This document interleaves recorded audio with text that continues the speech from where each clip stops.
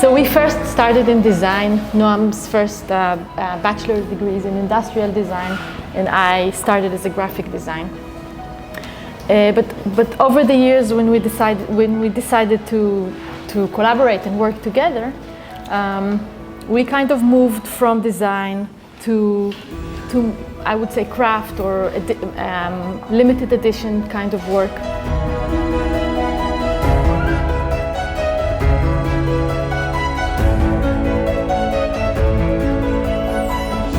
Our professional roots, what do we relate to? What is glass for us? What does it mean to work with glass in Israel? And we started going into the archaeological wings of the museums in Israel.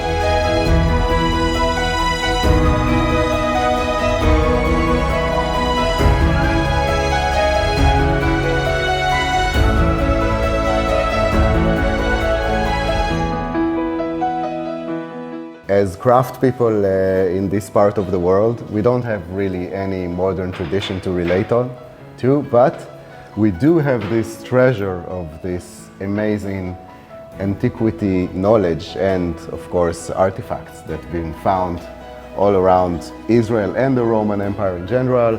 And, of course, the Close East and the Far East are all soaked with so much knowledge of antiquity and antique craft.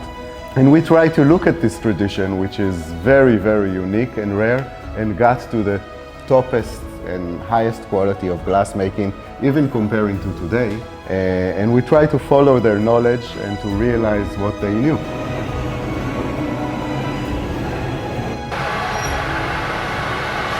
Our real expertise is in making molds. I mean, we blow glass in the molds and we're glass people, but the real expertise that we hold is mold making. And we mold make in different materials. So this amphora is actually a very special vessel. There are actually a few hundreds types of this very special vessel that started maybe 1,500 years before the Roman empires. Is a very unique case throughout history, which resembles much to our times, where it's really this globalized economy and trade. Culture.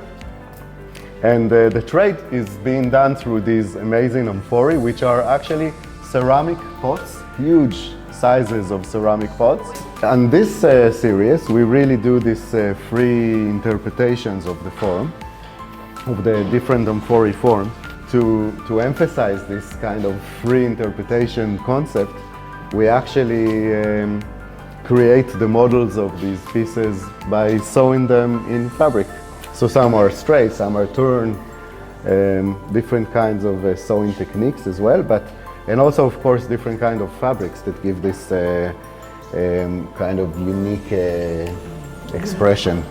And then of course we take out the fabric before blowing it, and we cook the mold to 500 degrees Celsius to be able to blow those molds when they are really hot. And this is called the hot mold blowing technique. And the importance of that is that it really softens the glass surface tension. If you touch glass where it's blown in cold molds, just even beverage bottles or anything else, you can see the glass is normally very roundish and it's soft, smooth, but in this case it's really textured and we push the glass to its limits. Then we blow the glass in the mold. We put it back in a kiln to have it cold gradually. Cool. It needs about 2-3 days to cool down in order for the glass to not crack. And then we it's a sort of, we peel the molds.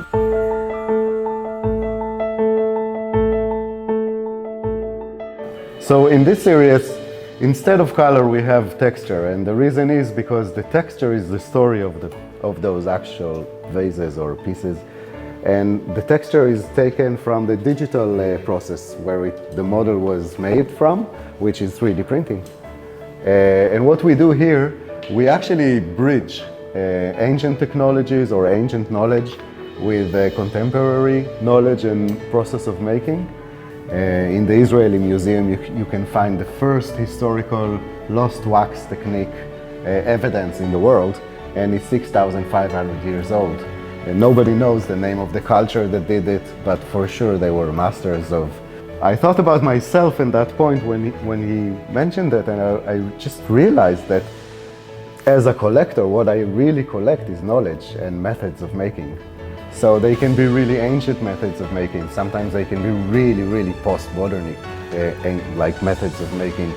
But it's the knowledge of making which is what we really collect in the studio, and sometimes we grasp it from the past side, from the futuristic side. Sometimes we like to bridge those knowledges, but it's all about knowledge of making.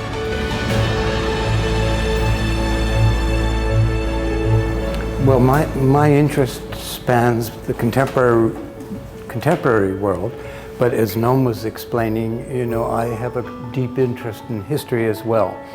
And I was attracted to their work initially from photographs that I saw coming with an AIDA mailing. And then quickly after researching them more online, going to their website, I saw their deep research into ancient history. And at the same time, the work with the 3D printers.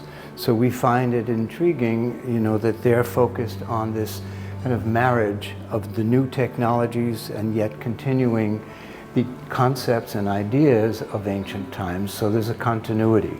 It's a very interesting time in the history of glass, which is very ancient, thousands of years old. I think it's mankind's first synthetic material. It has a great history, but it's making new history now that's very worth keeping your eye on.